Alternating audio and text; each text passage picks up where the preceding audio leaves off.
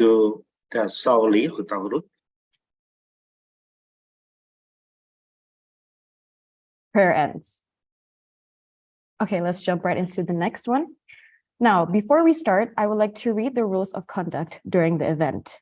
First, make sure your computer/laptop/mobile device is connected to the internet with a stable connection. 2, all participants are required to turn on the camera. 3, if you are not asked to turn on the microphone, please do turn off the microphone during the event. 4, it is hoped that there will be no interruptions of any kind while the speaker is delivering the material today, except in question sessions guided by the moderator.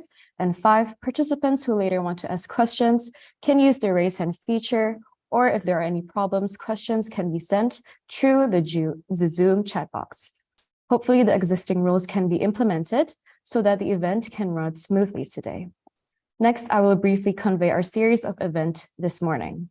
1 is the opening by MC, 2, singing the national anthem of Indonesia, Indonesia Raya, and then a welcoming speech by Dr. Alamsyah SSM Hum as the Vice Dean of Academic and Student Affairs of the Faculty of Humanities, Diponegoro University.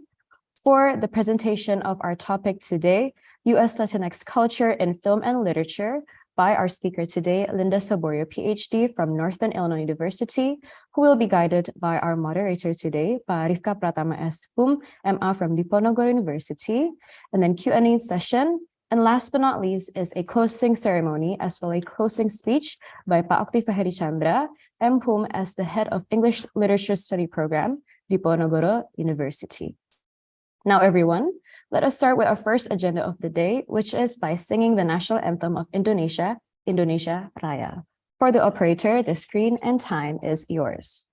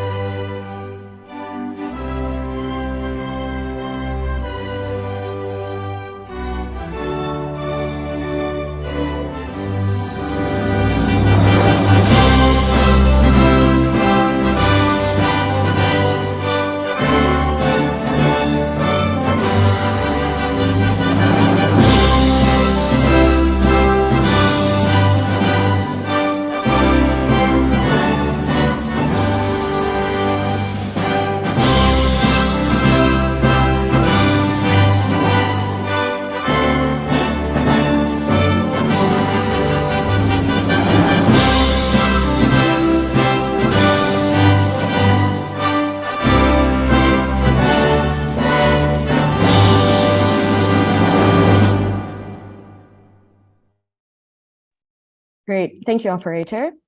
Moving on to the next part of the agenda today, let us all hear the welcoming speech from Pak Alamsyah, SSM Hum as the Vice Dean of Academic and Student Affairs of the Faculty of Humanities, Diponegoro University.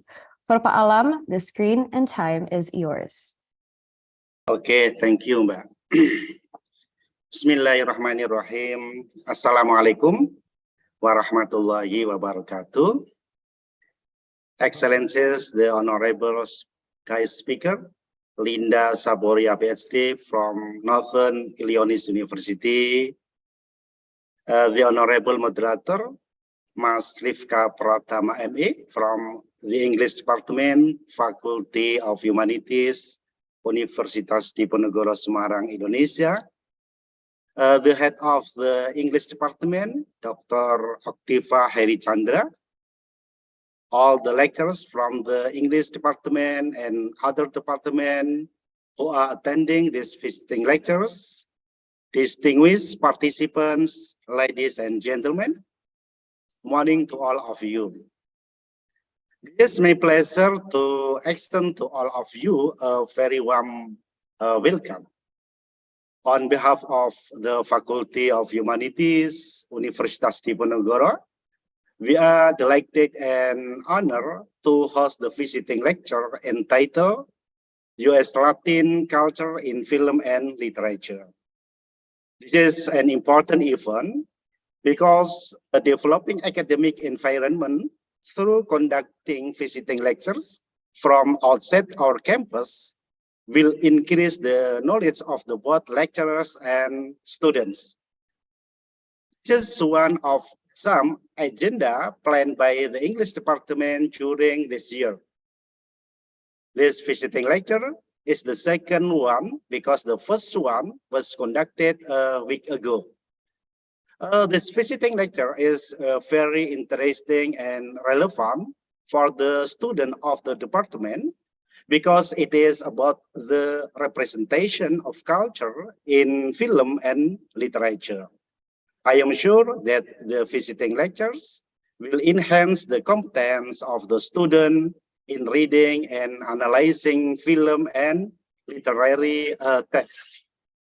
At the end of my speech, I would like to thank Universitas Diponegoro, the Faculty of Humanities, the head of the English department, Dr. Aktiva Hairi Chandra, and all of the committee of this event.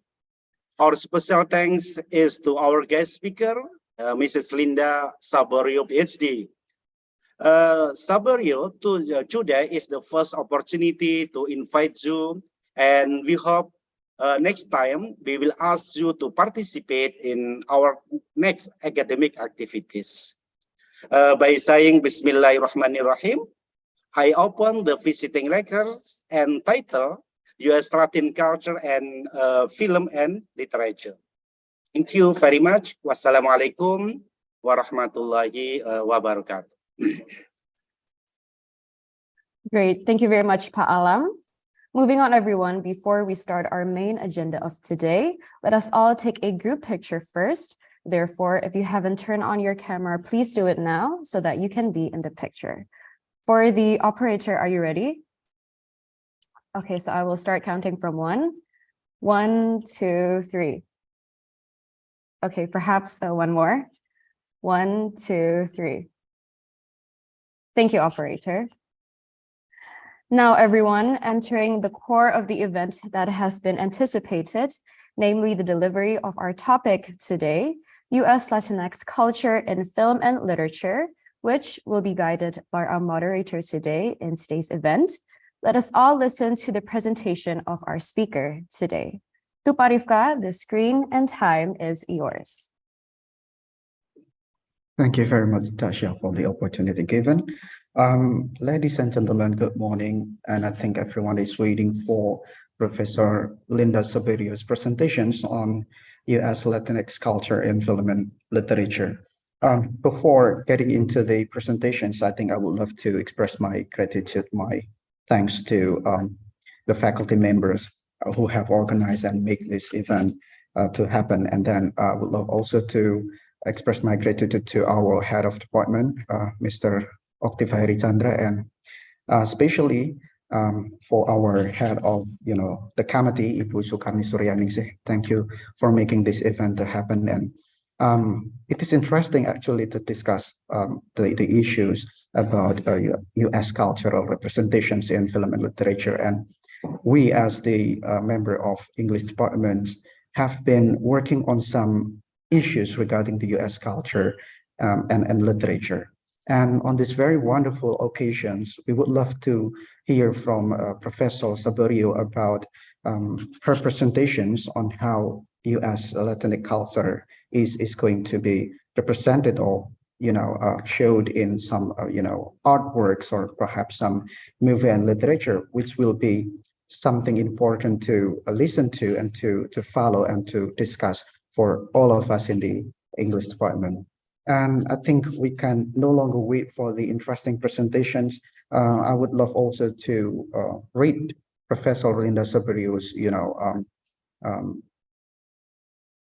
excellent curriculum vitae. And we know that Professor Linda Saperio is a member of the faculty in Northern Illinois University from the Department of World Languages and Culture. She has, PhD in Latin American literature. She's got a lot of works in Latinx and Chicanx and Mexicans or anything related to the ethnic group works. They are all wonderful. I have read all, of the listed, the information given in the curriculum. And if everyone is interested to, check on Professor Linda Saburia's work, you can also have some questions or responses during the QA sessions later after the presentations. Professor Linda Saburio is an exceptional, expert in her field, and I think we would love to hear from Professor Linda Sapirius about the topic today. Yeah, everyone. Later, you are free to give some questions or responses to the presentations given. I will be the moderator of this, discussions, and hopefully it will run very well. And I hope you guys are enjoying the sessions. And we can no longer wait, as I said before. Now we welcome Professor Linda Saburio for her presentations. The time is yours, Professor Saburio. Okay. Thank you very much, and good morning, everyone. I'm going to go ahead and share my screen with you. I have a PowerPoint presentation prepared. Okay. Can everyone, there we go, see this okay? Yep, it's shown. Perfect. So thank you for the invitation to speak with you all today about U.S. Latinx culture. And thank you for that wonderful introduction too. You've all been very, very welcoming. My talk is going to center on, go ahead and see if this is working. Yep. My talk is going to center on 3 areas of Latinx and Chicanx experiences. A little bit about visual art just to start us off, some theater, including some foundational theater and some more contemporary theater, and then ending up with 4 different films that I've chosen for today. For the most part, given that my area of research specialization is gender and sexuality studies in theater, I will be presenting works by feminist artists and dramatists that focus on gender identities, with a few male contributions sprinkled in here and there. For this presentation, I would like to propose that difference, including differences in values, gender identities, and culture among group dynamics, do not fall neatly into manageable categories of analysis. How can we discuss differences and be inclusive simultaneously? How do Chicanx and Latinx defy, redefine, and eventually transfigure Western and often confined notions of the term America? Okay. I'm going to begin with a brief description of the terms I plan to use during this presentation. First, let me explain that Spanish, like many languages, has binary roots. So this results in a system that encodes masculine or feminine grammatical gender on all nouns, living and non-living, such as el cuaderno or la mesa, right? So further note that the Spanish language employs a system that marks gender in articles and adjectives in addition to nouns and pronouns. This makes it really difficult, right, to use the X in this sense. The term Latinx is used to employ, it kind of employs this non-binary letter X in place of the conventional gender split AO system to be more gender inclusive. It is one way to recognize individuals who identify with a non-heteronormative gender identity by not forcing them to choose between the masculine O or the feminine A ending. The same concept is applied to the word Chicanx. But please note that sometimes I may employ the O or A gender marker if the work is specifically female or male oriented. So it does get a little bit confusing. Just ask me at the end if you have questions, right? Latinx is an umbrella term used in the United States to refer to individuals who migrated from a Spanish-speaking country in Latin America or whose family comes from one of these countries. The word was actually chosen by the Latinx community as opposed to the US government that adopted the term Hispanic, because it is a Spanish word, Latino, Latina, Latinx, right? And it identifies individuals from Latin America, but may not include Spain. Sometimes I will employ the term pan-Latinx, which you also see on the screen there, to acknowledge the multiple facets of cultural experiences housed under this umbrella term Latinx, right? So Teresa Cordova, a scholar, notes that the term Latino was created to bring together Chicanos, Puerto Ricans, and others whose similar history contributed to their socioeconomic position today. By identifying their similar histories, they establish a basis for mutual coalescence. So Chicanx refers more specifically to someone born in the United States whose family comes from Mexico. The word is further associated with the political movement that originated in Southern California in the 60s and 70s, primarily by migrants of Mexican ancestry. The 1970s, as we all know, bore witness to a significant period of social and political movements for women, primarily Anglo pro-feminist social movements emerging from the 60s, and for Chicanos, intentionally spelled here with the masculine gender marker of O, because the Chicano movement in its initial stages addressed issues of race and ethnicity and class, but not specifically gender, okay? There's also a few other terms you'll see sprinkled throughout my presentation. And again, just ask if you have questions. Okay.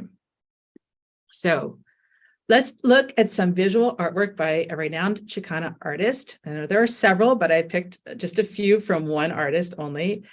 Visual art is not my area of expertise at all, but I often use it in my classroom space to demonstrate this cross-pollination between political awareness and visualizations.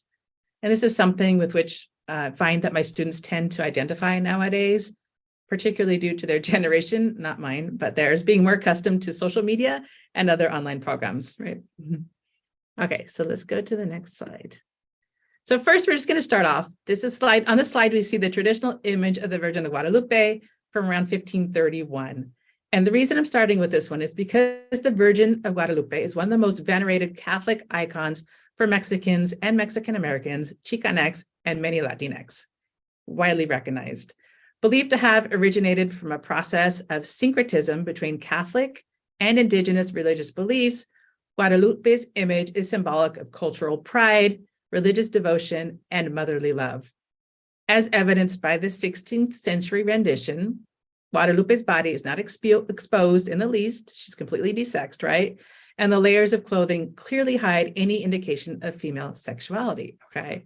So this is well-known, right, image. Now look at this next one by the Chicana artist and what she did. So this is by Esther Hernandez, right, 1975, kind of in the middle of the Chicano movement.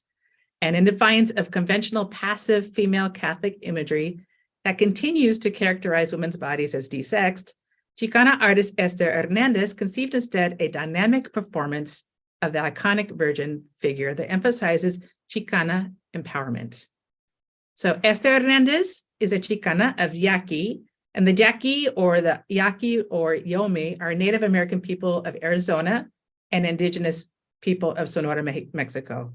And they speak like this Uto Aztecan language. So she's a Chicana of Yaqui and Mexican heritage, and was born and raised by farm worker parents in Central South, San Joaquin Valley in California, an area that's associated with the struggle of farm workers. And she was incredibly influenced by her family's involvement in this whole farm workers movement, okay? So Hernandez's contemporary 1975 rendition, which is entitled La Virgen de Guadalupe defendiendo los derechos de los Chicanos, again spelled differently, right? Manipulates this Catholic iconography for political ends, the Chicanx movement. And in the process, marks the Chicana body as both feminine and assertive. So important to note here is that the Chicana body is more exposed and is actively taking a stand against who or what, right?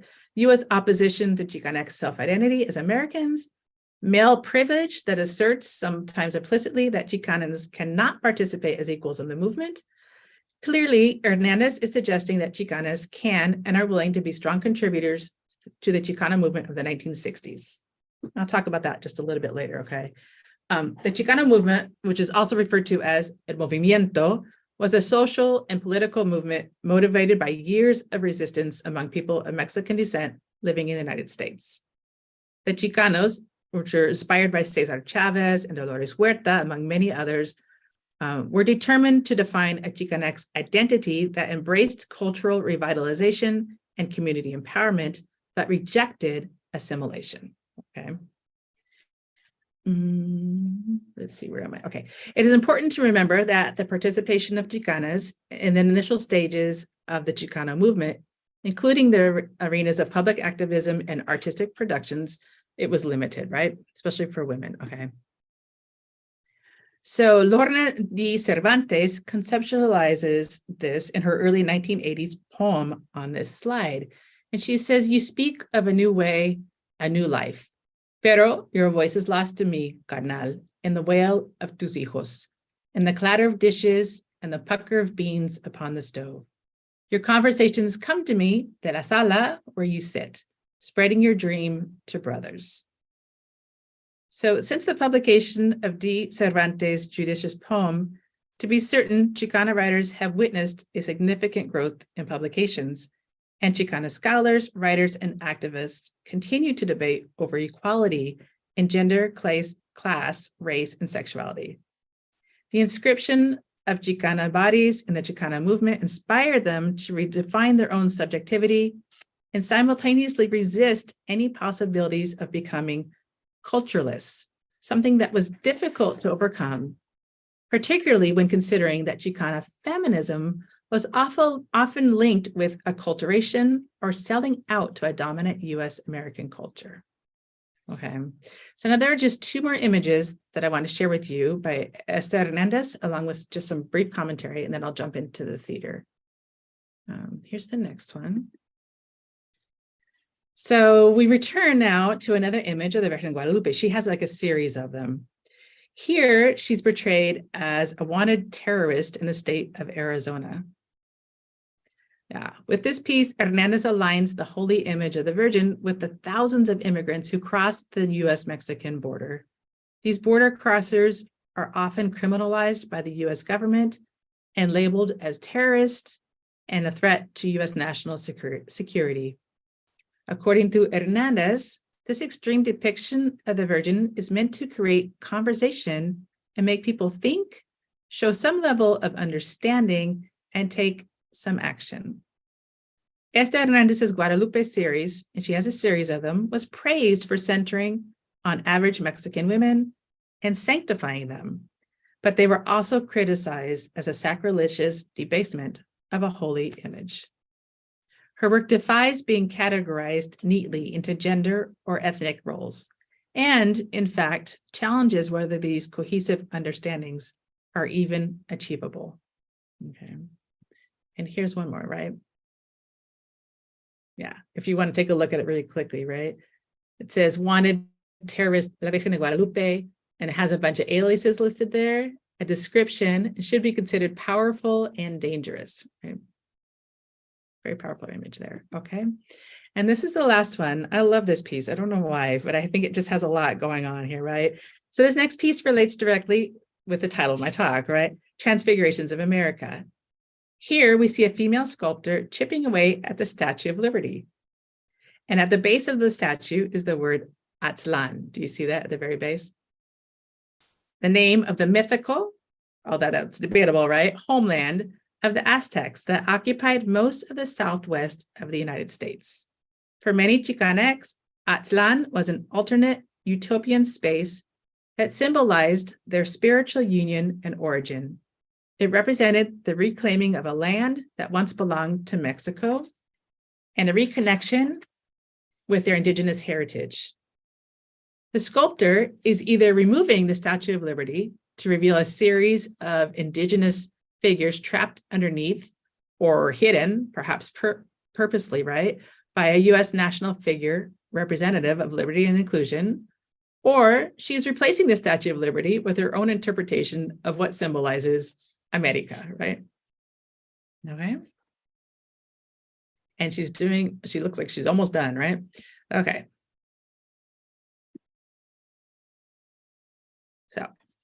With these three works, we see Esther Hernandez accomplishing three ideas: the insertion of Chicana empowerment into the Chicano movement, the adaptation of a ubiquitous image of the Virgin of Guadalupe to identify with thousands of immigrants seeking to cross the US-Mexico border, and the reclaiming of a space of indigenous heritage within the context of America that has belonged to Mexican descendants for hundreds, if not thousands of years, in the form of the Aztlan there, okay? Okay, now on to some more fun stuff. Let's take a look at some theater.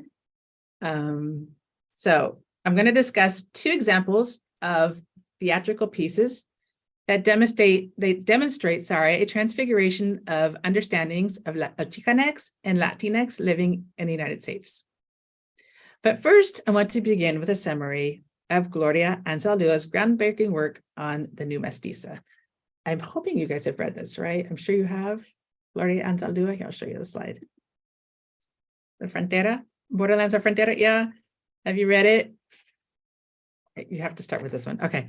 The production of counter-discursive positions from a specific time space inscribes a disjunction between center and margin as bounded cultures.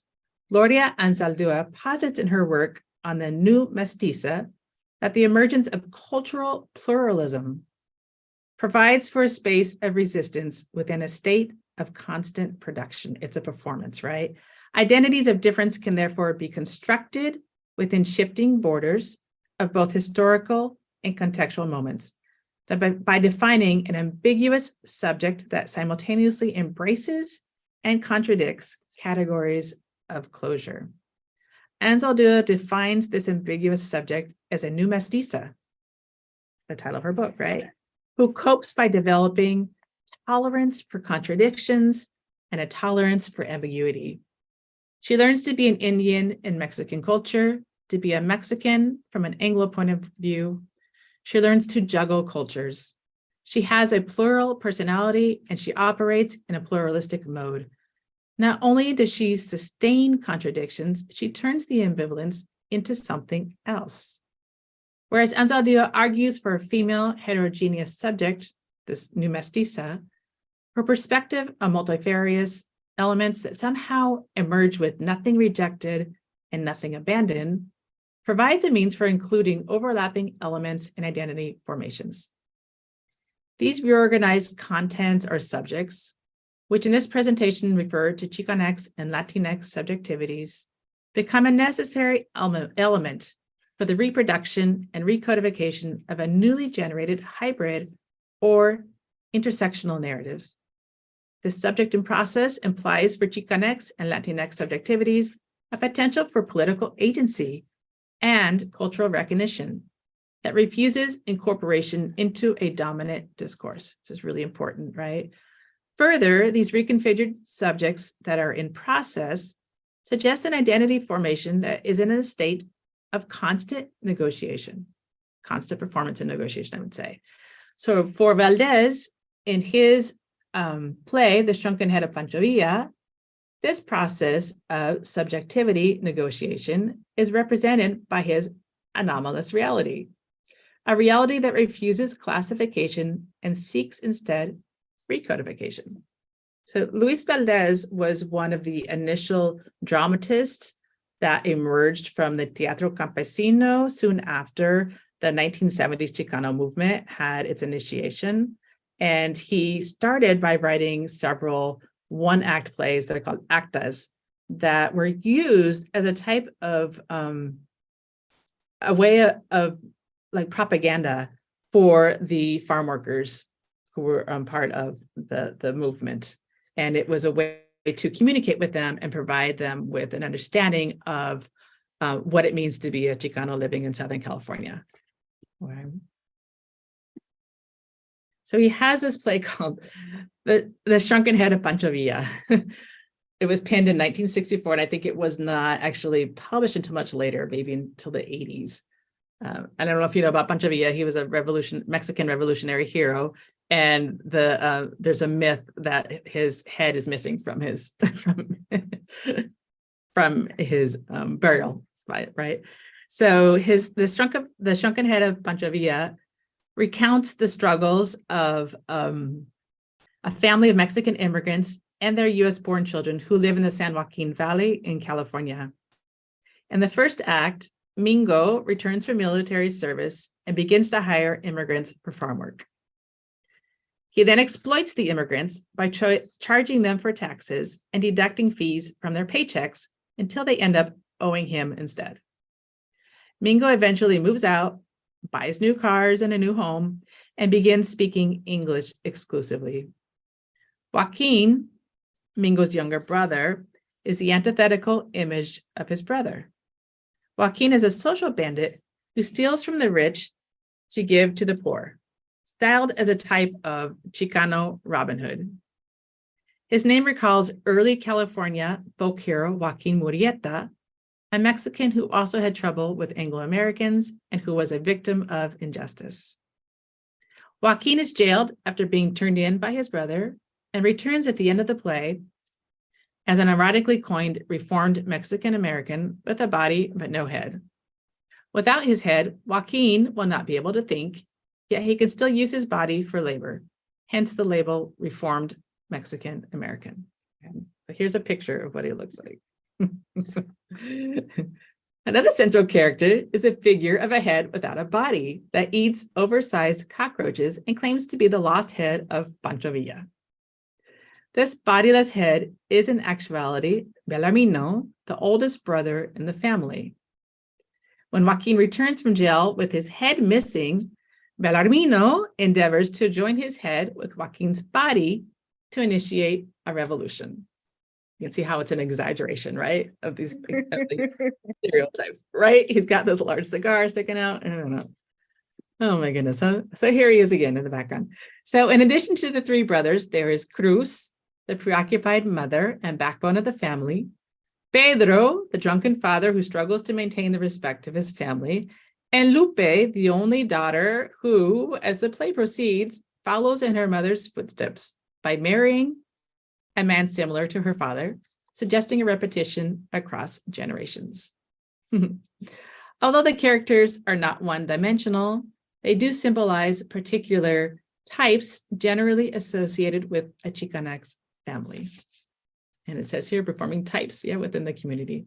And of course, she's holding a large rifle as well, right? In the stereotypical dress, okay? And you can, I don't know if you can see, but there he is in the background with the big eyes, right?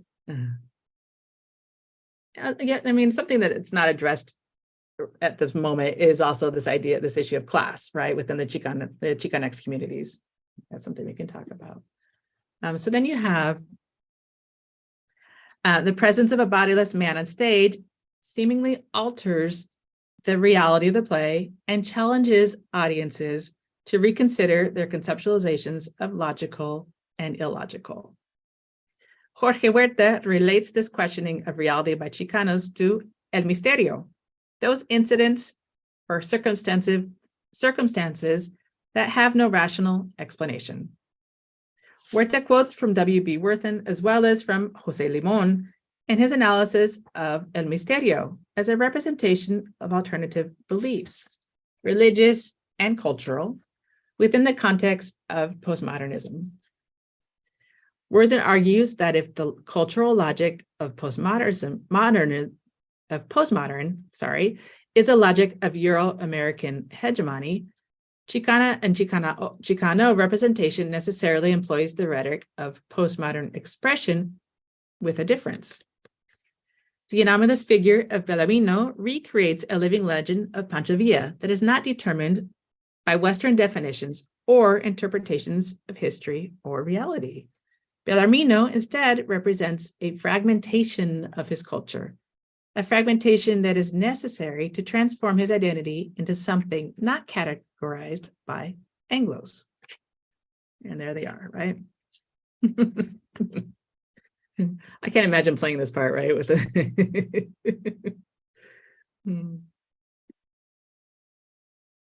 So Valdez's play, what is he doing? He suggests that Chicanx must consider their choices and either consent to dominant ideological discourses or dissent from them. Interesting, right? Again, this is in the initial stages of the Chicano movement, right? When you have to first define who you are. And one of the things that he calls Chicanos is how he defines their ethnicity and their race is he calls it café con leche, right? That's their color, right? It's café con leche. So as a people with agency, Chicanx have the possibility of exposing dominant stereotypes and participating in dialectics of identity formation. Mingo achieves the success he desires, but loses his family, his cultural heritage, and his political agency as a Chicano who challenges processes of assimilation. It's a big fear, right? Assimilation. You keep hearing that a lot, probably, right? Joaquin resists assimilation and embraces his Chicano culture, but is unable to function in society and returns at the end without a head as a reformed Mexican American, one who offers no resistance to exploitation and or cultural assimilation. Bellarmino continues to insist on a revolution, but is unable to connect his head with his brother's body. So the decentered subject of Bellarmino posits grand schemes of social change, but without a body, he is left to only speculate on a future possibility. The consent or dissent mentality is embodied by many characters in Luis Valdez's plays.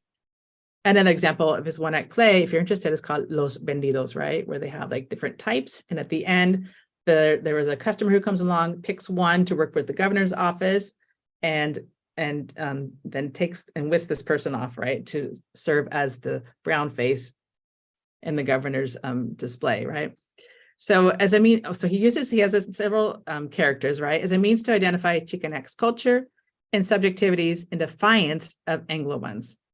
Valdez does not address issues of gender identity in his theatrical works, given that his focus was on defining Chicanx subjectivities in difference to Anglo-American ones.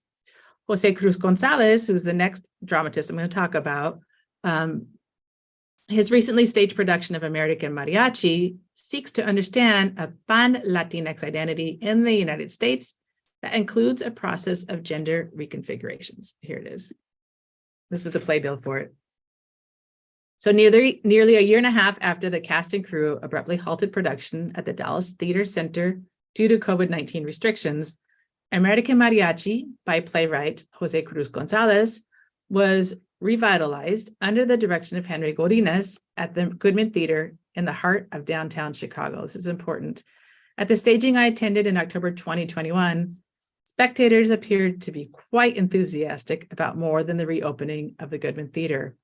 The performance of American Mariachi exuded Latinx pride, affirmed the presence of historically underrepresented populations, and offered spectators an opportunity to identify with Latinx characters, customs, and music.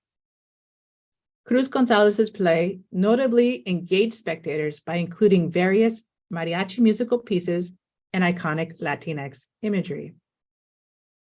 Moreover, by coupling this imagery with depictions of female disenfranchisement, restrictive gender roles, and deep-rooted family traditions, Cruz Gonzalez invited audience members to dwell on the nature of machismo and how a male-centric musical genre, such as mariachi, can symbolize a cultural silencing of Latinas' experiences. Instead of adopting a formulaic macho attitude, the characters, both men and women, discover a way to embrace family tradition and recast their gender identities through the creation of an all-female mariachi band. Okay, here's a shot from it, right? The Goodman Theater's performance of American Mariachi spoke to a Latinx experience, and more specifically, to a Chicago audience with a large presence of Latinx spectators yearning for self-representation and identification with their own culture and their own ethnic communities. The staging at the Goodman Theater in downtown Chicago is noteworthy, especially given the historically hegemonic space of mainstream theater.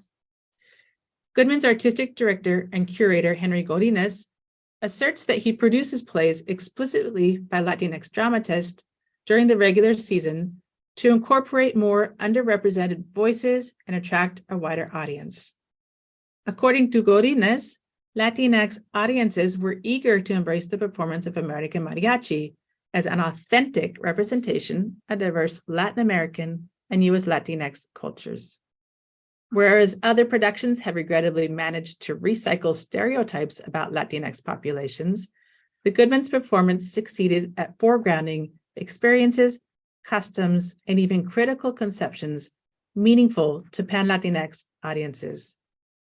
Further, as the playwright notes in his unpublished manuscript, initial performances of American Mariachi effectively required early planning with theaters because community engagement was essential to the success of the play. Some rather creative measures were used to engage the community in early productions of the play, such as mariachi organizations, mariachi classes, lobby displays, lectures, presentations, community gatherings, even bringing local student mariachi groups to perform outside before the production. These measures of community engagement were key to empowering a Latinx population that may have felt alienated by such a large-scale performance.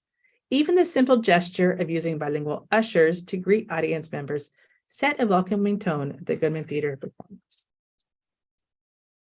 Okay. Take a go right here. There we go. I love this photo, right? So central to the various facets of community engagement is the mariachi music.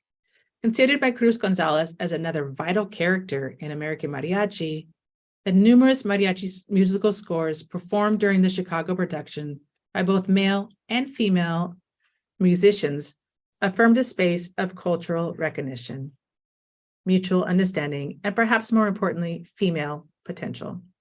Cruz Gonzalez remarks that through their work with professional mariachi groups who shared their cultural and musical knowledge of their genre, the cast discovered that the music, songs, and underscoring was its own character. Unlike traditional musical theater numbers, he says. As an icon of Mexican culture recognized extensively worldwide, mariachi music has its origins in an indigenous culture, the Coco people, who resided primarily in the states of Nayarit and Jalisco, Mexico. Okay. So whereas mariachi music has distinctive roots in Mexican culture, the performance of American mariachi engaged with a Pan-Latinx audience. How, right? Henry Godinez acknowledges that the production appeals first to a Mexican-based audience, but he argues the core of the family dynamics and relationships, I think, appeals to a broader Pan-Latinx audience. As a director in a large mainstream arts institution, I've always been looking for ways to foster inclusiveness without compromising authenticity. As the title of the play suggests, American Mariachi is an intercultural play that engages in diverse dramatic techniques, including code switching, or what we call translanguaging from English to Spanish, the use of Spanglish, live mariachi music, and iconic Latinx images such as the Catrina. Do you know, this is the Catrina. If you want me to go back here. Oops, hold on. Right here, this would be the Catrina, right?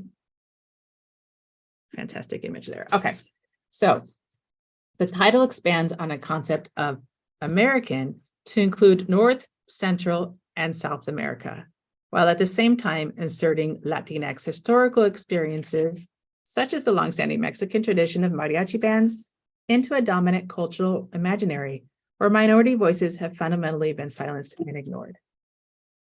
The Goodman's performance of American Mariachi expanded on facets of Mexican culture identities by addressing discursive spaces and experiences significant to Latinx subjects across national borders. This is important to note because it provided audience members with an opportunity to not only identify with traditional family customs, but also to engage critically with recognizable social patterns, including essentialized gender roles and machista structures. Okay. One more here. There we go. So the community engagement achieved by the Goodman's performance had a dual purpose. On one hand, the performance created a sense of pride for Latinx audience members who witnessed their own culture being received on a major American stage. On the other hand, the interconnection with the community invited meaningful introspection about historical, cultural, and often unquestioned norms of machismo. Cruz Gonzalez's play explores how sociosexual divisions of gender roles and conventional gender prescribed structures appear to be entangled with family loyalty and customs. The creation of an all-female mariachi band is not without limitations. Yet the female characters in American mariachi discover a way to embrace family tradition and preserve their femininity while interweaving themselves into an unmistakably masculine social system. So of note in these two dramas is the progression from the initial stages of the Chicanx movement, as evidenced in Valdez's play, to a reconceptualization of pan-Latinx subjectivities in Cruz Gonzalez's play. Valdez proposes to establish difference, basically a Chicanx racial and ethnical difference, and one that was defined beyond the parameters of a Black-white dichotomy in the United States. Cruz Gonzalez proposes an understanding of pan-Latinx identities that intersect within, across, and alongside non-Latinx ones.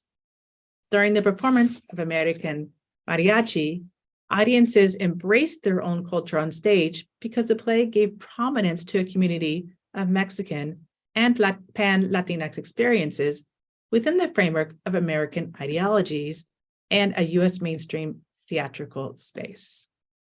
Okay. Now, finally, film, right? What you all been waiting for. Here's the film. So I'm going to wrap up today's talk with an analysis of 4 internationally recognized films deserving of attention. I hope that you guys have heard of some of these at least, right? So the 4 cinematic production I've chosen to present start with a location. They start in the US and then they actually kind of work their way back across the border to Mexico. All 4 films focus on the challenges women face who live across, within, and around what's called the US-Mexico borderlands, specifically the region where the 2 borders touch, geographical region. Okay.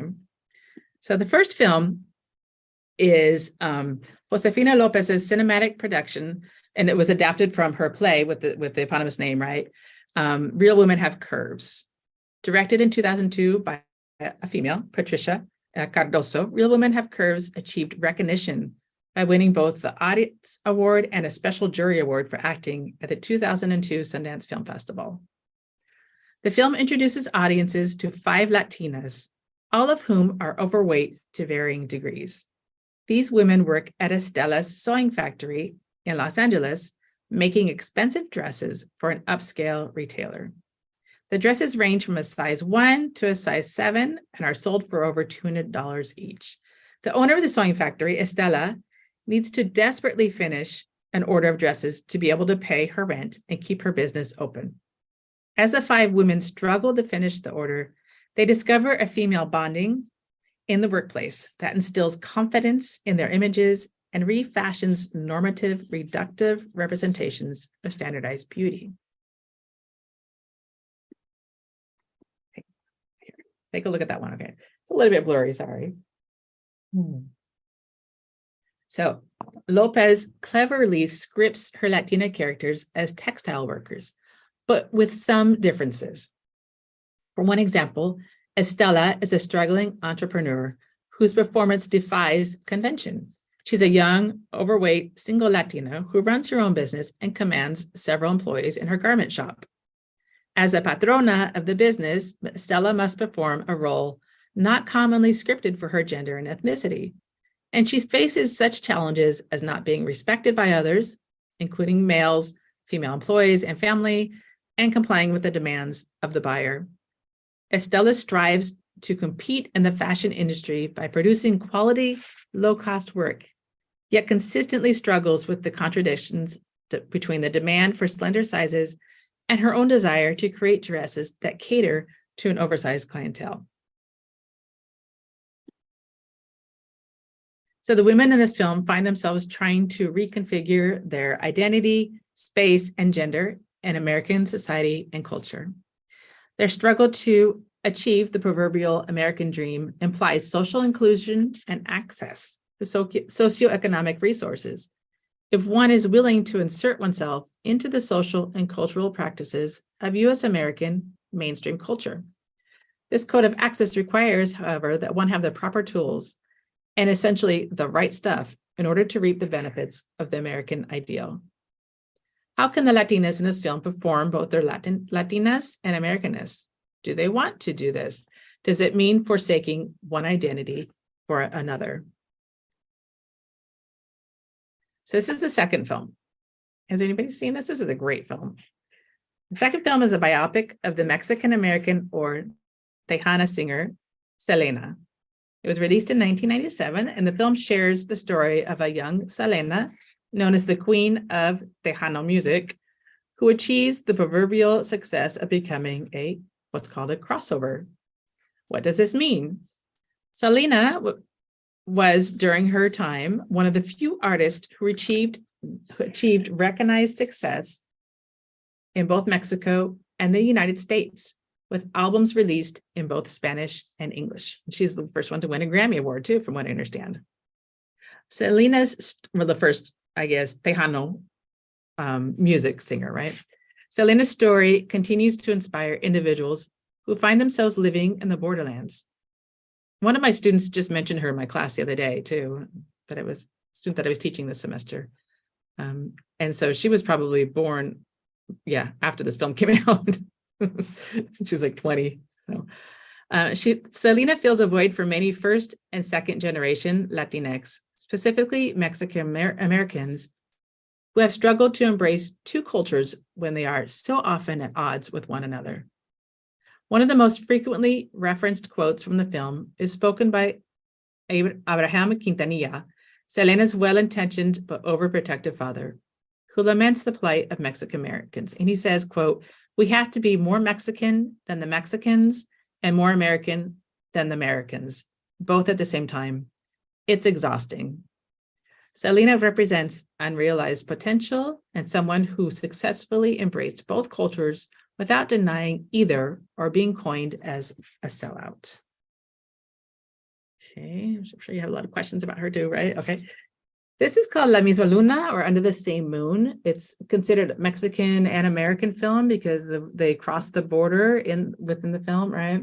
It's a 2008 Mexican-American film directed by another female, Patricia Regan, about a young Mexican boy, Carlitos, you can see the picture there, who illegally crosses the US-Mexico border to reunite with his mother after his grandmother passes away and leaves him alone in Mexico with no one to care for him. It's a heartfelt film, exposes audiences to some of the extreme perils of crossing illegally the US-Mexico border and the numerous problems and obstacles that undocumented workers face in the US because of their illegal migratory status. And it always leaves my students crying. Here's another picture of him trying to get to where his mother is. He crosses the border alone, but he does meet some individuals along the way who help him, right? And there's Rosario. So the parent of young Carlitos, Rosario, is a single mother who realizes that to care for her son, she must leave him behind in Mexico and travel to the US to find employment. The movie underscores Rosario's struggles to reconcile her decision to leave her young son behind with the need to provide for him. I'm not going to give away the ending to the film, but it is one that you will want to see, right? I'm not going to give it away, though. You need to watch that one for sure. And let's see, we have, this is a great one. Prayers for the Stolen. My students just watched it and they were crying in class. I gotta love it when they get emotionally involved with the films, right? So this is actually, it's a Mexican film called Noche de Fuego in Spanish, or Prayers for the Stolen. It's a 2021 coming-of-age film that was directed by Tatiana Hueso, and it's an adaptation of a novel by the author Jennifer Clement. The film has been recognized with various nominations and awards, including the Next Generation Award by the Los Angeles Film Critics Association. Portrayed through a realistic lens, the film details the lives of three young girls living in San Miguel, Jalisco, who must learn to survive in a rural village dominated by violence, drug trade, and human trafficking. This rural village in Mexico is filled with young mothers and their daughters whose fathers left them behind to cross the US-Mexico border in search of work. For many, they never see or hear from their fathers again. When one of the young girls is kidnapped by the cartels, Ana, the main character, and her mother decide to abandon their home in search of a safer place to live. So these four films, here they are again, right? Consider the struggles of women with both different and shared experiences across national borders. They pose a challenge to concepts of nationalism that were previously defined by state organizations whose intention was to create a homologous national identity. The women in these films struggle to articulate a subjectivity not limited to the binary hegemonic, counter-hegemonic process. Instead, they seek to understand their intersectionality and border-crossing identities. A Latina gendered subject cannot be negotiated without considering race, culture, politics, and ethnicity as markers of difference within historical paradigms. Norma Alarcón argues that a process of subject formation is experienced by Latinas and Chicanas through historical and ideological encounters between two nations, Mexico and the United States, although other borders may be applicable to her theory. As suggested by Alarcón, her perspective on Chicanas can be similarly applied to other marginalized women, including Latinas not of Mexican heritage, Latinas that mediate immigration among both virtual and geopolitical borders, learn how to perform in Western and Latin American cultures where they are simultaneously subsumed, subjugated, and frequently exiled. They engender an identity based on experiences as Latinas living in the United States or along the US-Mexico border, one that is unavoidably embedded in historical and cultural commitments to Latin America, commitments that are not always a matter of choice. So in concluding, the characters in the two plays and films presented in my talk today find themselves trying to negotiate their identities in a site of difference. And this negotiation is further complicated by harsh realities of survival, often based on their female gender. Excuse me. While Latinx identity can undoubtedly be interpreted, performed, and self-moderated, other times it cannot be due to imposing systems of oppression and underlying assumptions about immigrants in the United States. As we see more Latinx negotiating their own identity performance, we also see, unfortunately, some resistance to it. The key is, I think, to create sites of intersectionality where defining cultures and subjectivities in siloed spaces is nearly impossible, yet maintaining at the same time a sense of cultural understanding and authenticity. I'm reminded of a comment my student made the other day in my class, and I'm just paraphrasing here, when she said, "I'm never Mexican enough in Mexico and never American enough in America. I just want to be me." So this concludes my presentation today. Here we go. Yes. Thank you so very much for your attention, and I look forward to your questions and comments. And I think I'm going to stop sharing my screen at this moment so we can see each other. There we go. Okay. That was very well explained, Professor Linda. Thank you so much. Dear audience, we have also notified and noticed with some new information, perhaps a new perspective coming from Professor Linda Saborio's presentations. What I highlighted is that works of art, I think, make some, a significant impact in negotiating the identities of the ethnic group. And we all also perhaps see the phenomenon of the similar phenomenon in other situations. And to dig more to see, some perspectives, I think it's very useful for us to conduct a QA sessions, and we to encourage all participants to take part in the QA sessions. You may raise your hand to deliver a spoken questions or response. You may also, write some comments or questions on the chat box in order to deliver your questions. Okay, wonderful. Looks like we have a couple. Okay, can we start with the first question, Professor Linda, or we can just wait for the others? You want me the one in the chat, you mean?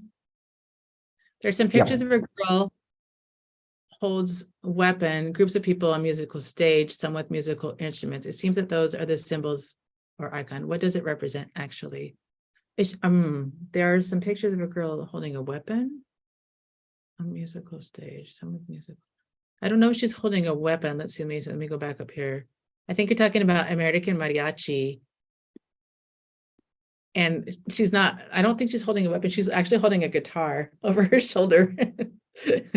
So it represents It's the idea that this mariachi music is it's embedded in a very machista and macho culture. It's primarily men who well, at least in the 1970s where the play is set, right? There are more female mariachi bands today, but it's primarily men who participate in the mariachi music as musicians and even as audience members. Many times females were not allowed to enter into the venues where mariachi bands played. And so this is about female empowerment, really. It's about looking at this tradition and trying to understand how it silences women from and something that's really important in the culture too. It's a very important part of culture, not just in Mexico, but in several Latin American countries. So I think it's just the one where she's holding the guitar.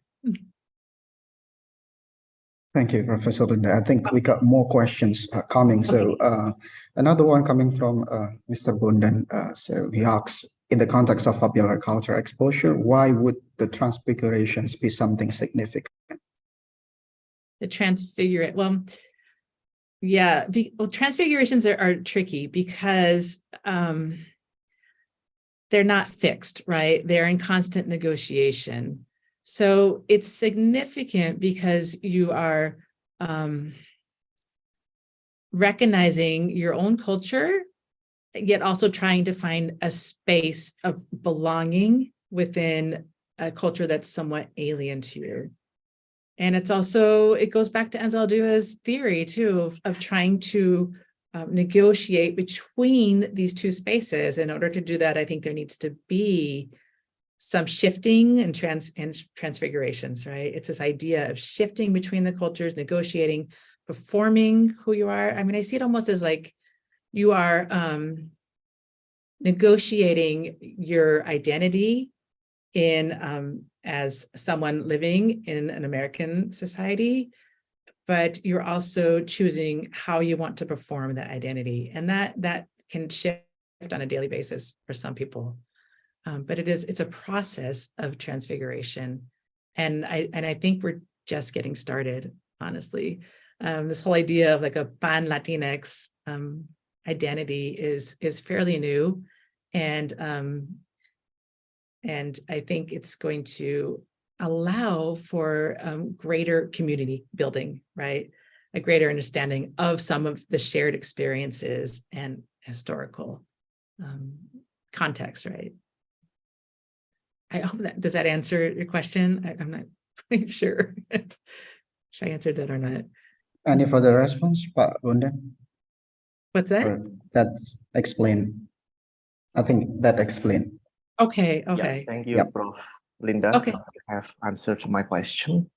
Okay. Anyway, something more important in the context of literature is that the more extensive research in the transformation of literature to film or vice versa.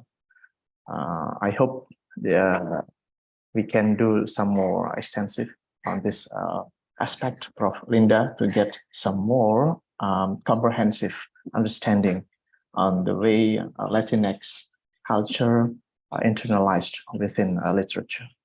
Thank you once more. Yes, definitely. We do need more. Like I said, it was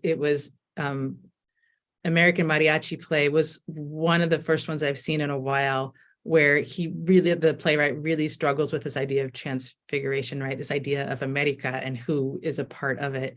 And so I think we definitely need to see more. Yes. He does a really good job, though. The playwright did an excellent job actually of maintaining this Latinx authenticity in the play, yet also including that idea of Latinx within the American ideology, right? It's tough to do, isn't it? Yeah, it's tough to be both like Latinx and American, right? Even though American is not, the idea of America is not a single identity in and of itself. It's comprised of multiple identities, but it's historically been viewed as Anglo-American. So I think Cruz Gonzalez does a really, really fantastic job with that. Yeah. Thank you, Professor Linda. I think more questions and more responses are coming, and shows that the presentation is interesting to follow. I would love to point out Pak Hadianto's questions on what about the representations of Latinx culture in American literature? That is not my area of expertise at all in American literature, because I don't, the problem that we have here is that in the 1990s, this idea of American literature was, it was strongly opposed, let's just say, as a white male privilege literature, right? And so, and I was just reading about this before this presentation started, this book, Unframing the Bad Woman, where the author decides to do her PhD studies in American studies and finds that she doesn't identify with any of the authors, or and with very few of the theorists as well, as a Chicana from the borderlands, the US-Mexico borderlands, which is technically a part of the US as well. I mean, she should be able to at least understand where her historical experiences, where they are included in this idea of American studies, right? Where they're performed there, or if they're acknowledged at all, and they weren't. So yeah, it's for me, it's not about representation of Latinx culture in American literature. It's more of it being a part of it, right? It's taking that canon of American literature and reconceptualizing it as something else. So we have, for example, at NIU, we have courses on like Afro-American literature and also US Latinx literature as part of the American literature series. Yeah, does that answer that question? I think, yeah. Thank you. Yep. I think interesting. So it's very interesting to follow, Ms. Linda Sabario. So before going to the next question, I believe I also have questions to maybe some short of questions. Usually, this kind of movement, Professor Linda, is going to, reach something we call as a goal, and one of the goals of the transfiguration is usually quite, to reach some political, something like existence or exposure. Is that any similar situations happen to these transfigurations, do you think, within the Latinx and Chicanx, performances? Yeah, any type of political movement or exposure. I think what's happening in the US is that there is a large population of second and third generation Latinx who unfortunately were brought across the US border as undocumented children, and don't have the proper documentation to work in the US.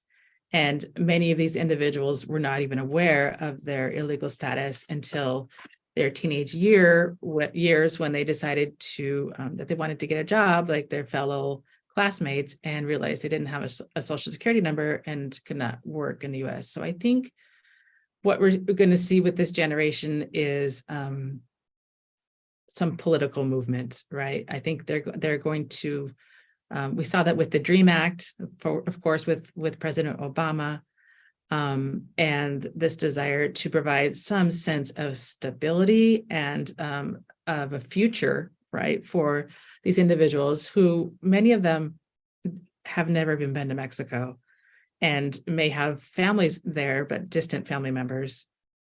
So the thought of having to go back in order to go through the process of being legally migrating to the US is really not even an option. So I think that's where we're going to see some political movement, because there needs to be a path to citizenship. So this is something that we're seeing, I think, in the way that there's this transfiguration happening where there's a pan-Latinx movement. So it's this almost like this idea of power in numbers, right?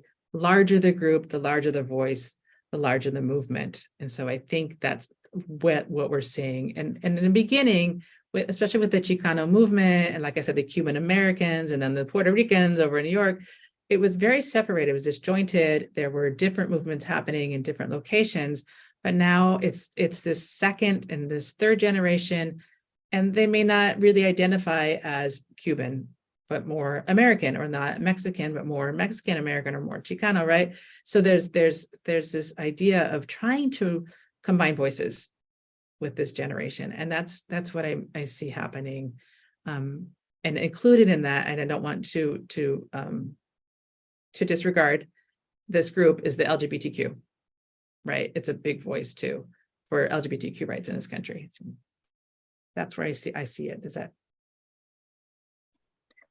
Thank you. I think it's quite amazing to see how the performance of art or the works of art could make some great impacts to the identity negotiations, or something like redefining the identity itself. Yeah, we got more questions to answer, Professor Linda. Oh, okay. And this one's coming from Mr. Aditya Adrianto from ISI Surakarta. This is the university in Indonesia that focuses on art performance. I think this is very relevant to discuss with you. The question is, in one of your examples, some of the performing arts are using some stereotypes excessively as a way to challenge or revolt. So in your opinion, not all stereotypes are bad. In connections with the culture, with cultural appropriations, is this method still effective? Right. Yeah, That's it's a the good question. question, because normally you would look at stereotypes and think, oh my gosh, these are negative stereotypes about Chicanx, right? But Luis Velez he was very clever, and he uses a lot of different stereotypes in his initial works. And what he was doing was trying to really expose these negative stereotypes to the Chicano community, so that they could then say, this is not who I am, and let's talk about how we can debunk these stereotypes, right? Because in order to really understand what they are, first you have to know you have to define them, right? Well, how are we defined in this country, and who are we?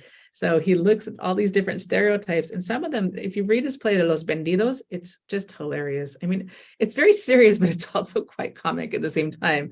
Similar to the Pancho Villa, right? With just his head and the cigar sticking out of him. It's meant to create some kind of comic relief, but also an understanding that these stereotypes do exist. And so what do we do with them? And I think his idea was to educate the Chicano population, right? And I think, but along the way, he probably educated many Americans as well, right? Anglo-Americans about, oh, that's a stereotype I didn't know that I was portraying with the Chicano community, right?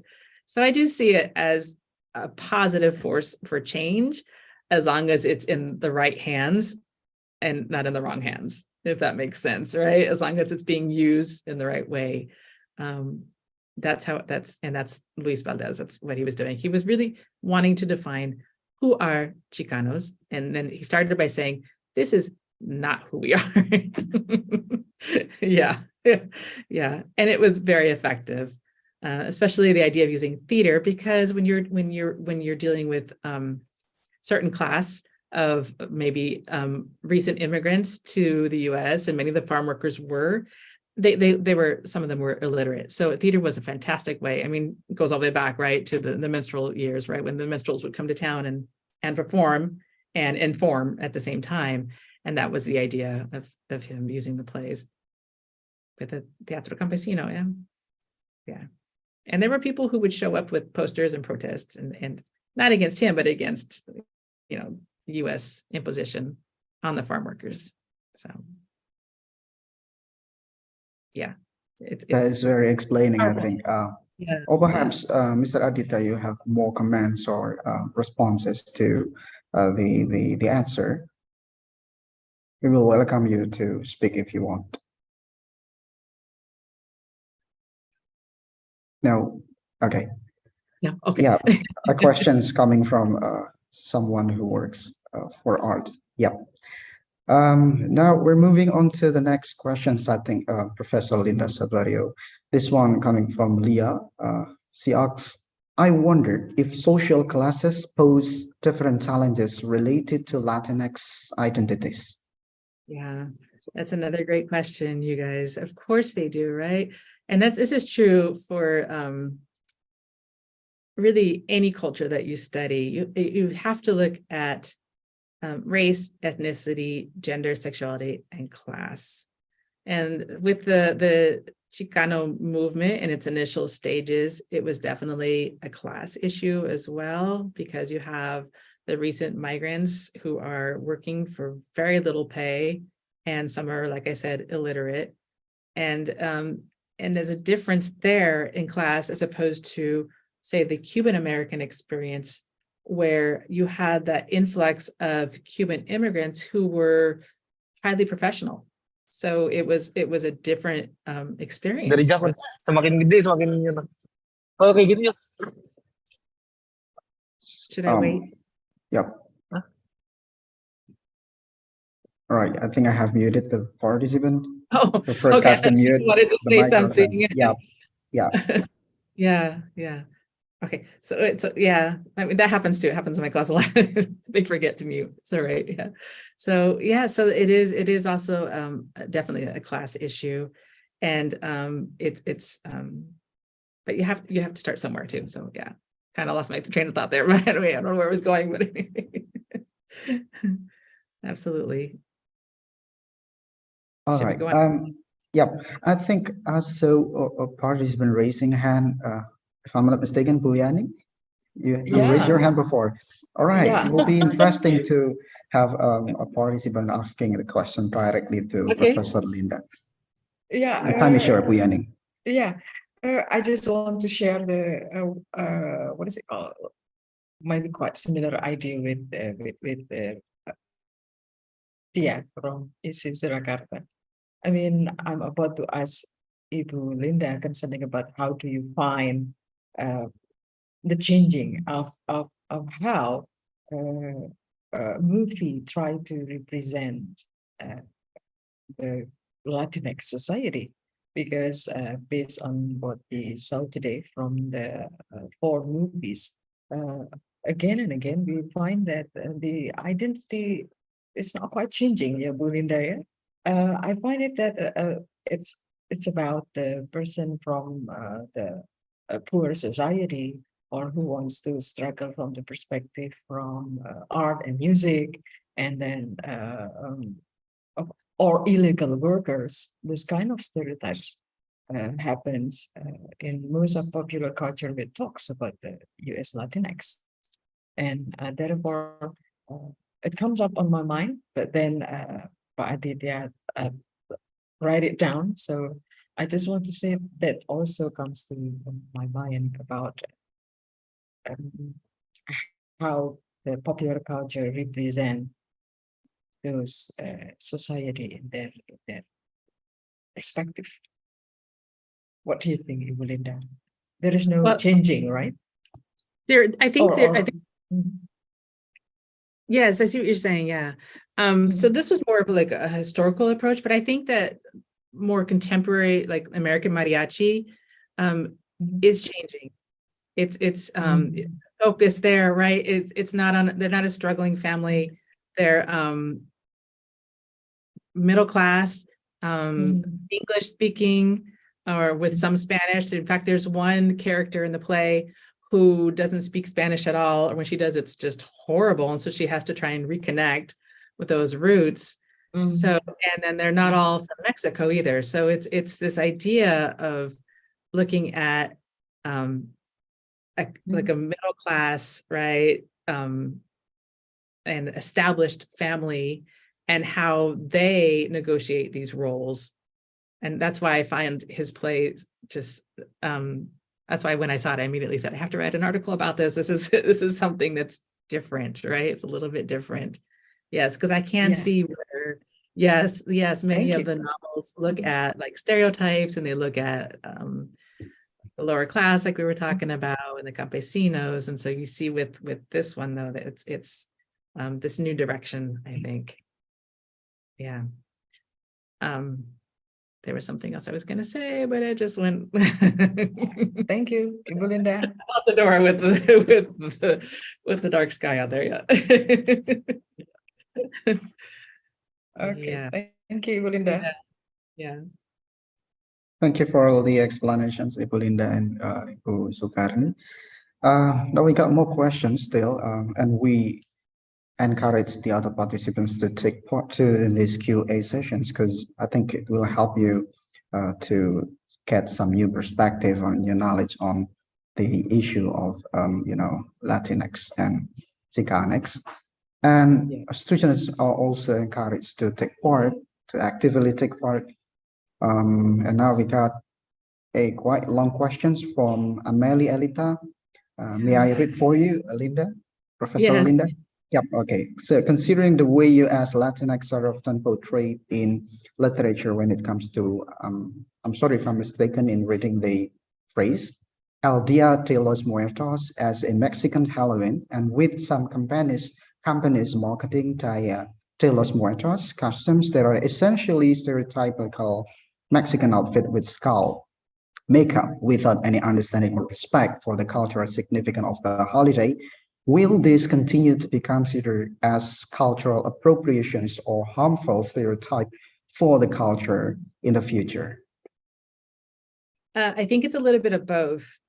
Of course, you have this idea of cultural consumption, right?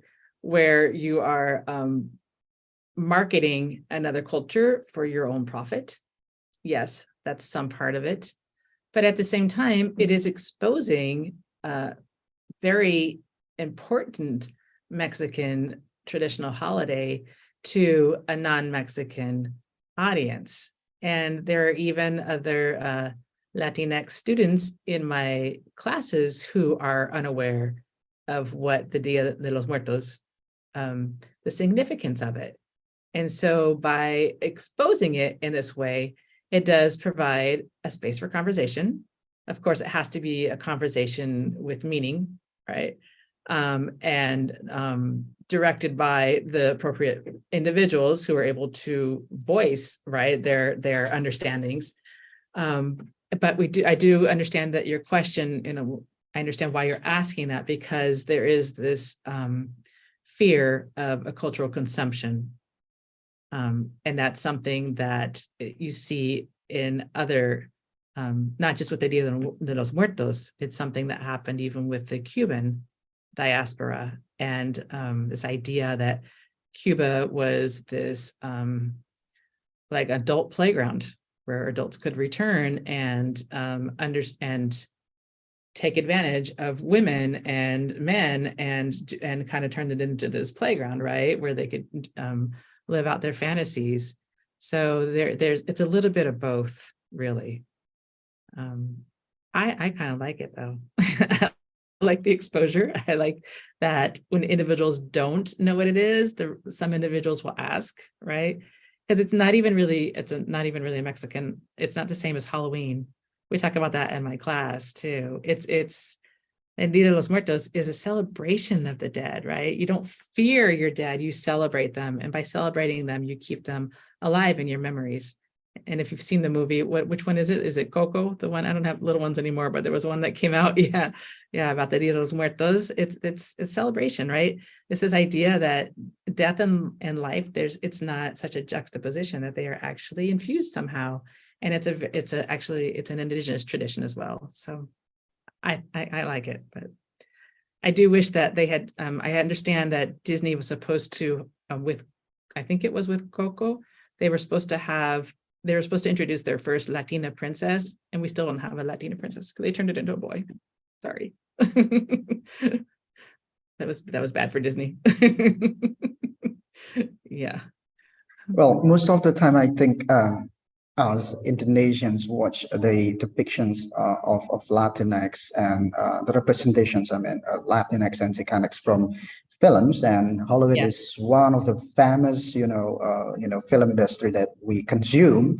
And how would you suggest us, in getting, better perspective to the ethnic group coming, via some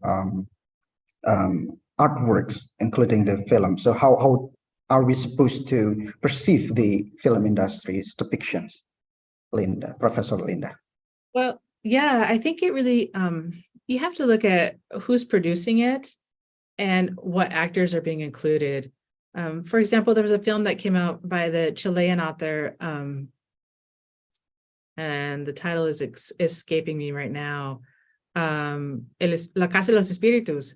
And they didn't have, it was highly criticized because there was not one single Latinx actor or actress in the film. And this is a film about a Latin American country, right? So I think if you look at, you have to look at who's producing it, who's directing it, which is also really important, and what representation of Latinos are in the film. Now you will notice that something that's very absent from my presentation, that, and this is a new area. It's not brand new, it's been around for years, but it's a new area of research for many scholars, and that's Afro-Latinidad, Afro-Latinx, right? Something that, for example, in Mexico, they have a saying that if you're Mexican, you're not Black, and if you're Black, you're not Mexican. And so it's this denial almost of this huge population of Black. Yeah, so I think that's another part of it, that if you see even just Latinos that are a certain skin color being included only, you know what I mean? You may want to question that as well. I guess that's the point I'm trying to get to, right? That there are many different ethnicities that need to be included in these productions. So that's, and then maybe do your own research, right? Look at what is historically being represented in the film. Yeah. I agree with you. Thank you. Yeah. I merely say thanks to you, Professor Espario, for the answer. Or perhaps, Amelie, you have more responses, like spoken comments or anything more. Amelie Elita is one of our intelligent students in the department, I guess. Okay. More response, perhaps, Amelie? No? Yeah, thank you then. Okay. All right. Professor Linda, we're now moving on to the next questions. Now, this one coming from Damar Agam Fadila. I think he's one of our students too. So Professor Linda, I want to ask why Latin American literature, especially Mexican movies, always have correlations with cartel, drugs, or human trafficking. Is that because their culture, or there are any other reasons? Thank you. Oh, they're not all about it. It's something that's really impacting the country right now. They're really having a difficult time getting a handle on the cartels and the drug trafficking and the human trafficking as well. When you find films and theater too that come from more of the Mexico City, the DF, the Distrito Federal, it's not about just cartels and drugs and trafficking. Yeah, that was something that actually, I really struggled with this semester. I taught a special topics course on Mexican culture and film, and I didn't want it to be a discussion of narcos, cartels, drug trafficking, and all the negative aspects of it. So I looked at different sites of resistance where people are fighting back. And there's a really great documentary called Cartel Land that addresses this particular group called Autodefensas, and they don't wait for the military to come to their rural towns and protect them. They start to protect themselves. Created a lot of great conversation in my class, let me tell you. Not students who are the same thing. They're like, why is it always about narcos and Mexico's so much more? That was just one small unit that we did. And I really focused on not glorifying the narco, but instead looking at sites of resistance where people were resisting them. So they're not all, but sorry. One that I showed was Prayers for the Stolen. Yeah. Yep, thank you. Okay. I think Leah is still curious about the topic being taught, and she asks more, if I'm not mistaken. Leah has said before, but if she further continue the questions, there are efforts to combine voices from different Latin American roots. What about voices coming from groups facing similar identity challenges, such as Asian American people. Has there been any collaborative efforts?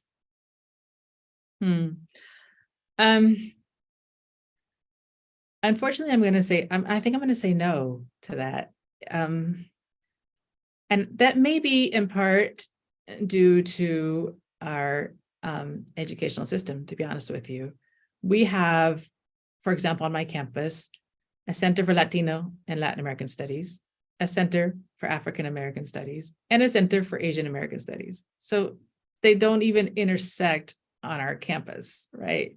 We have them siloed in these different centers. And that was something that came up in my class actually this semester too. We were talking about how young people prefer not to have to check a box on an application that says, what is your race? And they said, well, I'm not any of those races, right? And they don't want to have to check anything. And I asked if it was something that the universities were perpetuating by creating these different centers. But at the same time, the Center for Latino and Latin American Studies, they told me, provides them almost with like a second home. It's a place where they feel comfortable being around others with shared experiences.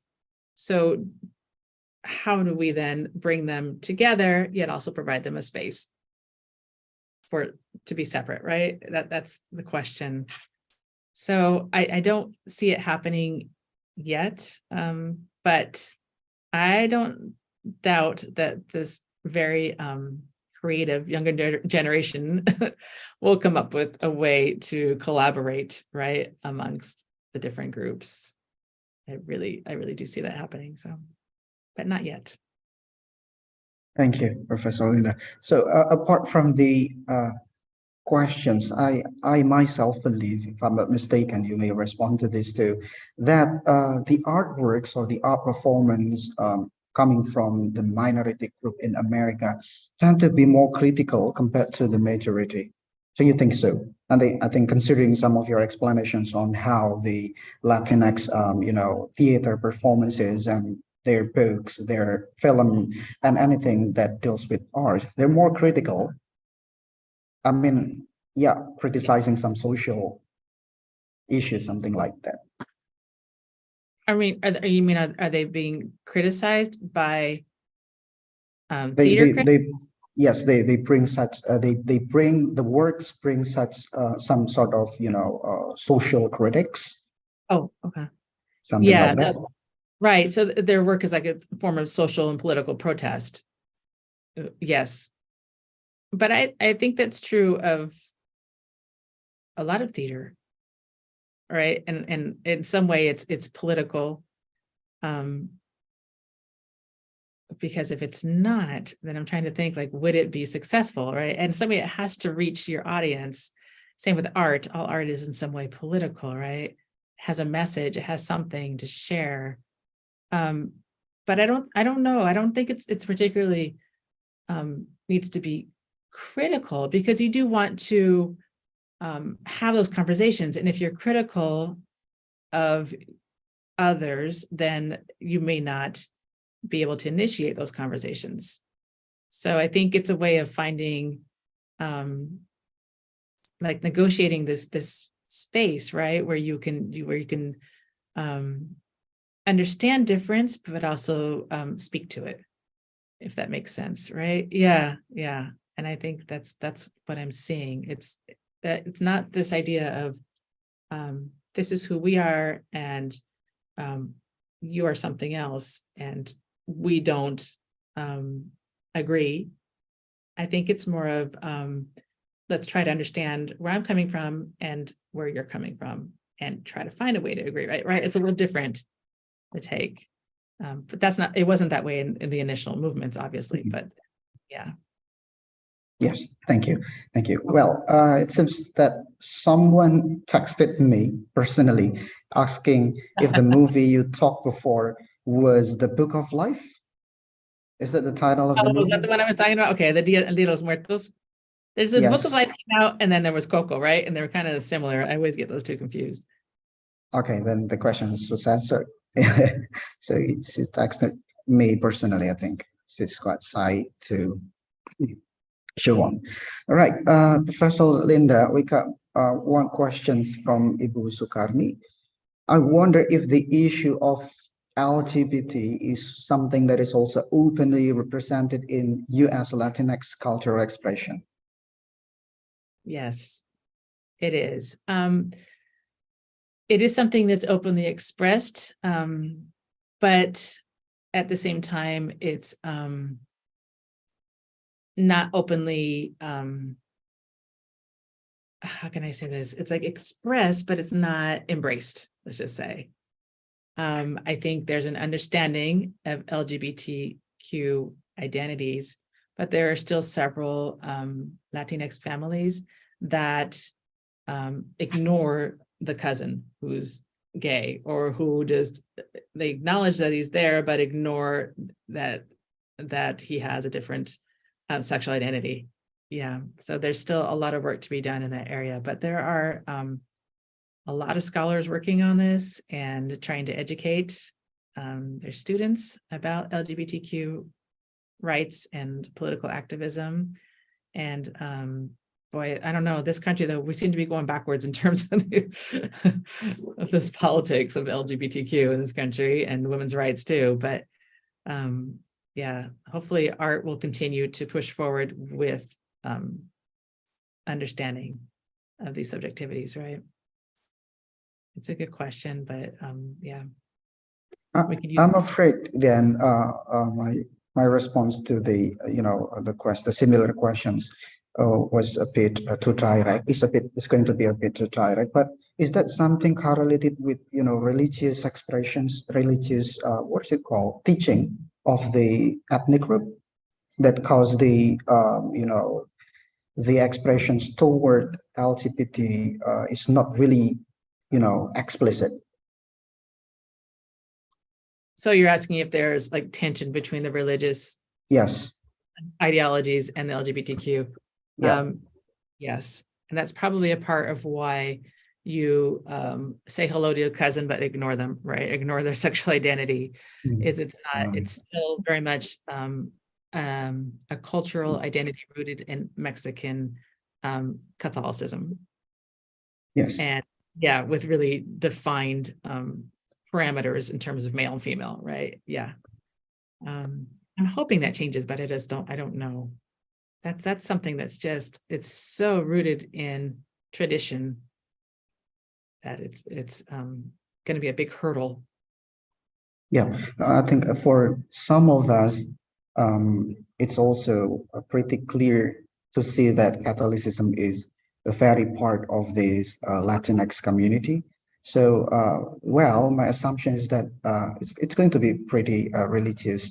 There's something like religious tendency on seeing their response toward the current issues on LGBT. We got similar situation in Indonesia for some groups, I guess, but I could not talk about it now, so it's too very topic. All right. It's the same, like even with feminist ideologies, right? This idea that you're supposed to get, we didn't have family, it's the same. Yeah, yeah. Yeah. So anyway, I remember the book I wanted to mention, someone who asked me about the transfigurations, I think it's called I'm Not Your Perfect Mexican Daughter. That's the one that you, yeah, that's a great new book that just came out. I haven't read it yet, but I have a grad student who's going to be doing a project or thesis project on it. So I want to take a look at that one. I'm Not Your Perfect Mexican Daughter. Yeah. Right. And there's a translation of it in Spanish that I've heard is not very good. So don't read the translation. Sure, we'll follow your suggestion. Yeah. Okay. I'm Not Your Perfect Mexican Daughter. Yeah. Okay. You're the expert. No, Right. that's according to my grad. No problem. Okay. Well, everyone, we still encourage you to actively take part in these fruitful discussions. I believe this will be an interesting, occasions for us to dig more information, to dig more perspective on the Latinx culture expressions, like the cultural representation in film and literature. We still got more time to do that, I believe. You may raise your hand, or you can text your question or on the chat box. It's not the questions, Professor, I'm afraid. Oh. It's the attendant list. We do it in Indonesia. Oh, it is. We do that here too, Oh, especially you for do. honor students. Yeah, you have to fill out the attendance sheet, right? Right. Yes. Um, yeah, yeah. A Uh, lot of Mas, information. Mas Rifka, Professor Linda, why I asked that kind of questions because those kind of issues is something, let's say that in our changing modern society, this issue becomes very prominent right now. Yes. And I wonder if those cultural expression belongs to this Latin culture, something like I feel it a kind of a communal expressions that there are some cultural values over there. What is it called? Maybe mostly tradition and cultural values in the theater performance or in art performance, or we can see how the setting of the society through the movies that the bond within this is very strong, and therefore if there are new definitions of new definition, quote unquote, about this sexuality comes up within this kind of society, which has a very strong traditional traditions and cultural values. Then I wonder how it becomes. Do they appreciate that or do they reject that? That's why I asked that kind of question. Absolutely. Thank you. Yeah. Yeah, and there are some performing artists who are addressing LGBTQ rights. Mhm. There are a few in Mexico City, and then there are a few here in the US as well. And their approach is very radical. I didn't want to show any because I didn't know. Okay. That would have been received. And how is at least how is the response or how is the participations of no, I mean the response, the review from US Latinx community so far, Yeah. I think it depends on the audience, honestly. Mhm. You still have some individuals who are very traditional and are not interested. And then there are others who are very supportive.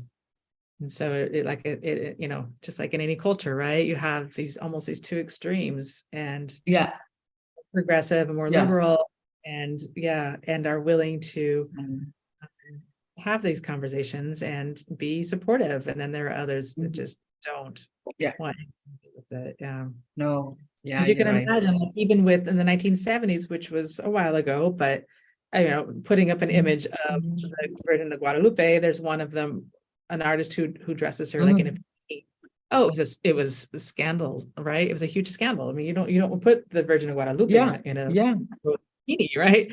And so when I tried to contact the artist to get permission to reprint her work, she wouldn't even answer my emails because she probably thought that I was going to be another individual, complaining about her sacrilegious, image, which the idea behind it was really to show that this empowerment of women in their sexuality is the idea of embracing your sexual liberation. And so you can imagine that's probably what it's similar to what the LGBTQ community is going through right now, right? Posing these different images and then having others saying it's a sacrilegious image that you're doing, or it's anti-Catholicism, right? I don't know. It's just right. Yeah. And I imagine that's The first what is it? The first picture of your first slide is very shocking, and the Guadalupe picture, and the deconstruction of that pictures. Oh, the one where she's doing like the karate stance. Yeah. It's Yeah. also Oh, very yeah, I didn't impressive. show you the one she's been coined the bikini lady, but I could show you hers. Yeah, she was very, very sacrilegious, and it is, but it's sometimes it's necessary to like take these images and rework them, right? It's not something that's static. It is a political icon as well. I mean, if you're going to use her the image of the Virgin of Guadalupe when you're going out for social and political protest, then it can also be used to protest sexual identity, right? So Thank you, Prof. Linda. completely. Thank you, Oh. Professor Linda Sabaria and Bu Sukarni. Well, I would love to express some of my colleagues' concern on the use of the word Latinx and Chicanx. There perhaps have been an explanations to this, but the question is a bit different from the linguistics context. Is that the term used, the Latinx and Chicanx, because we tend to be more familiar with Latina or Latino. Is that something that is also reflecting the transfigurations of the ethnic group, Professor Linda Superior? Yes, it is. It's a way of acknowledging non-binary gender structures. It's also problematic though, because yes, you can say Latinx, Chicanx, but then what happens with your adjectives? So would it be Chicanx or would you say like Los Chicanx altos or altas or altex? I don't even know what I mean. How do you add on an adjective then? And so you can see how this becomes very complex, right? You can use it in terms of like maybe an adjective in front of a noun, but if you're going to add an adjective to it, it just becomes something that you can't. I don't know how you would negotiate that. So for my grad student, for example, said she's not going to use Chicanx or Latinx because she can't figure out a way to handle that adjective that goes on there that's also gender specific. And so, and even if you say los Chicanx or las Chicanx, even that is binary, right? So yeah, and if you, as you noticed in my presentation, sometimes I go to Chicanx, Latinx, Chicana, Latina, Latino. And even though the Chicano and in the photo, she had Chicano spelled with an X instead of Chicano. So but I understand the idea of wanting to be inclusive, right? And it's one step in that direction. But where it goes from there, I don't know. And at first I didn't like it either because I thought, no, how do you pronounce that? Latinx? Like, what is that, right? But it's not even the Spanish X, it's just Latinx, So I didn't use it for a while. I was very hesitant, but. Well, in Indonesia, we thought it was going to be pronounced as Latina because X is sometimes pronounced Y over here. But I the like moment that too. yes, the moment I check the term on the internet, one of the concern from I don't know if it's part of the community or not, but one of the concern is about the controversy about the use of the term because sometimes it's hard to be pronounced and sometimes it creates some political sense like it's from left movement or anything else. Yeah, that's quite interesting to actually to discuss. But I've got the explanation from you. Thank you, Professor Yeah, it's Linda. just meant to be non-gender binary. And so and there are some who are looking at instead of el or ella, which would be he or she, using like ele or ella with an e on the end. Oh, it's just a Latine with an e as instead of an x. I don't know. I'm sorry. Maybe I'm getting Yes. old. It's really complicated to me. No problem. It's very explaining. Yeah, yeah, that's very explaining. Thank you so much. We do appreciate your presentation. Professor Linda Sabario, I think we've come to the end of our, webinar sessions. There are Okay. actually a question to answer, but I think due to the limited, time durations, I think we should move on to the next agenda of the webinar. I personally, as the moderator, would love to express my thanks to your presentations. That was very insightful and interesting presentation to follow. It was clear, and I believe most of our participants would say so. That was really helping us to understand the current issues, the new perspective on the Latinx and Chicanx communities in the US. And we look forward to conduct some, further discussions about the issue again next time. We hope we can see you again on the different occasions.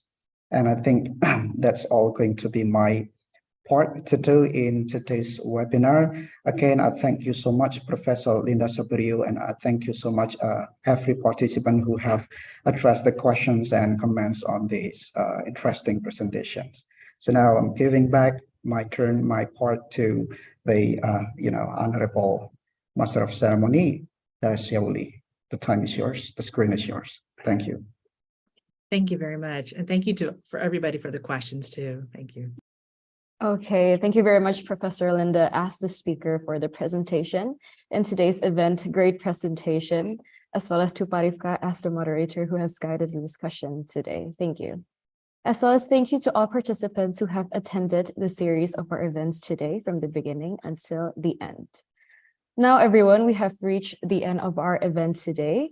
However, before we really end our event today, let us all hear the closing speech from Pak Oktiva Heri Chandra M. Hung, as the head of the English Literature Study Program di Ponorogo University. So for Pak Oktiva, the screen and time is yours. Thank you very much, Xiaoli. Good afternoon, ladies and gentlemen, dear speakers and participants. I believe that during this visiting lecture lasting for about 2 hours, all of us obtained faithful discussion. In this lecture entitled United States Latinx Culture and Film and Literature, we have heard a lot from the presentation delivered by our amazing speaker, the very interactive discussion, and also the interesting session given by all the participants. Once again, on behalf of the faculty of let us extend our appreciation to our speaker, Professor Linda Saberio from Northern Illinois University, for delivering such important material so that all of us can deepen our knowledge about Latinx, the Hispanic culture in the United States through film. Furthermore, I would like to thank all participants who have joined this conference from film, and special appreciation goes to the community, led by Ibu Dr. Tiffany Benisi and her team,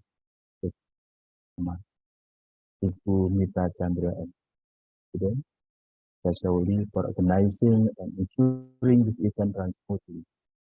I sincerely hope that with the presentation and discussion, all of us can contribute to learning and understanding some issues, especially some issues on culture and film. Once again, thank you very much. God bless. Thank you. All right, great. Thank you, Pak Oktiva. All right, everyone, that's the end of the presentation today with the topic U.S. Latinx Culture in Film and Literature. Hopefully what we learned today will be useful for all of us in the future as we explore using the subject from today in our usual lecture activities. On behalf of the organizing committee, I, Dashali Hutoruk, as the Master of Ceremony, would like to say thank you for joining us today and see you on our future events. Thank you, everyone, and thank you very much, Professor Linda. Bye, everyone. Bye, Dash. Bye, Mas thank you very Ripka, much. Prof. Ciao. Linda, thank you.